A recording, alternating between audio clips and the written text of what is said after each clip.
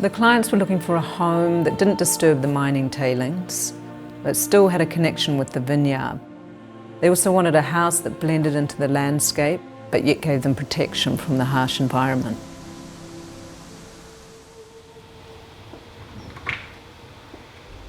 It's not a house that wants to show off. It's one that wants to be quiet, subtle and calm. It doesn't intend to challenge the landscape, but tries to be part of it. The brief called for materials that were durable, had integrity and aged well. At the entry is a subterranean space, an engineered cave offering samples of the vineyard's delicious Pinot Noir.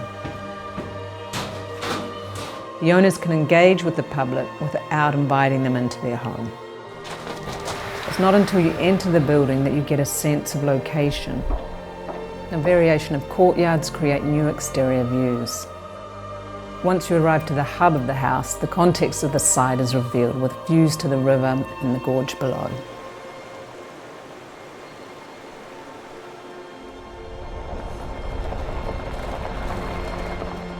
In New Zealand, working in timber is so appropriate, both for the environment and economy, but this site necessitated a substantial material that served to not only create a protective solid mass, but also reflected the site's materiality.